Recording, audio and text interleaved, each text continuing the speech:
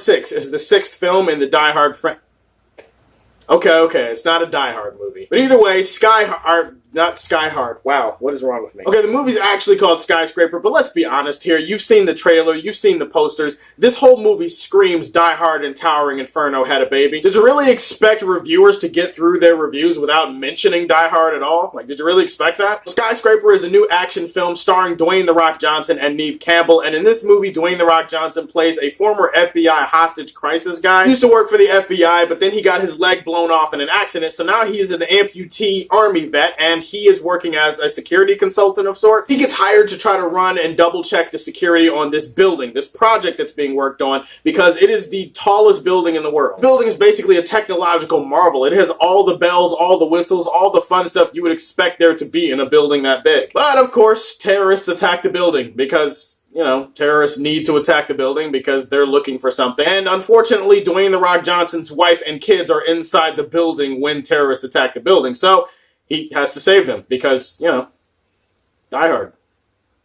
I'm going to try to put the Die Hard and the Towering Inferno comparisons on the shelf for a second because that's going to be a commonly used thing in every review, and I feel like that ignores what the movie itself is trying to do. The movie itself is definitely trying to rip off of those movies, or at least be inspired by those movies, but it's also a movie I think that you can have fun with even with that concept. This concept has been done to death, and maybe some people are getting tired of it, or maybe some people are like, it'll never surpass the original Die Hard, so maybe I won't waste my time on it. Definitely a few things that I liked about this movie. For starters, Dwayne The Rock Johnson. I mean, the dude is just a solid actor, man. I like the roles that he's been doing lately. He's usually in a fun, dumb action movie at least 2 or 3 times a year. The story is a little bit more grounded. The character is taken a little bit more seriously than you would expect to see, and that was kind of weird to see, but also kind of refreshing in a way. Performance-wise, he was fine. He was also really good in the action scenes, and let's be honest, that's what you came to this movie for, right? You came for the great action. There's also something kind of interesting about a fight scene that involves somebody who essentially is fighting on 1.5 legs. Not sure what it added to the fight scenes in this movie, but it added something. I don't know. It's kind of interesting to watch. If you're looking for gigantic, huge, over-the-top set pieces where people are defying gravity or the laws of physics, then yeah, this is the movie for you. I also want to single out his wife for a second because I feel like his wife was the other standout of the movie, played by Neve Campbell, or Neve?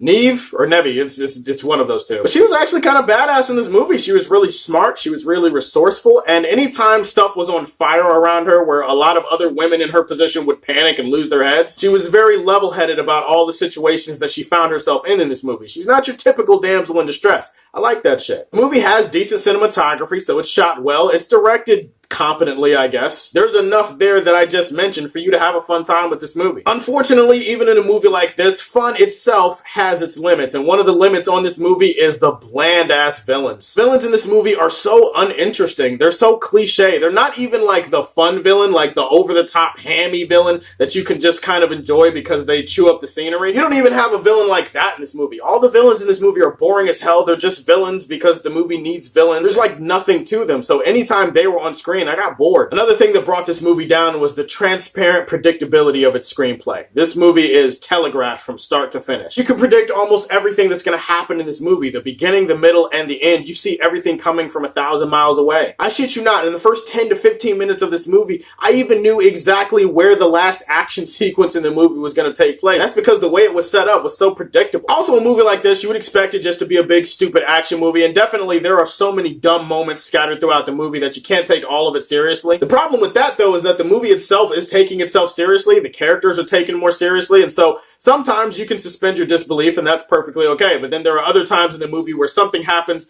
that clearly shouldn't happen, and you're just kind of like, no. This also unfortunately applies to Dwayne The Rock Johnson. He's just not the likable, charismatic Dwayne The Rock Johnson that he usually is in his roles. I get it, they tried to take his character in a different direction, they tried to do something different with him. The movie itself is serious, the movie doesn't have a lot of humor in it, but I don't know, as a fan of him and someone who likes his charm and charisma, it was just kind of weird not to see that in a Dwayne The Rock Johnson character. Especially in a movie like this, though. A movie like this that is designed to be really fun and really stupid, and it has some of the stupid parts, but none of the fun. Not a lot to dissect here, people. That's because Skyscraper is exactly what you would expect it is. It is a Die Hard, Towering Inferno ripoff, but it has some fun moments. It has some good action. Dwayne The Rock Johnson and his wife are pretty cool, but otherwise, it's a forgettable popcorn movie. I somewhat enjoyed my experience with Die Hard 6, Skyscraper, so I'm going to put this one in the golden age for Man of Steel. Alright guys, those are my thoughts on Skyscraper, so stay tuned. I do have a review coming up for Sorry to Bother You. I have a lot of reviews that I'm going to be working on the next few days, so again, stay tuned for all of that. If you like what you see, tell me how you feel, and stay tuned to hear more from the Man of Steel. Peace.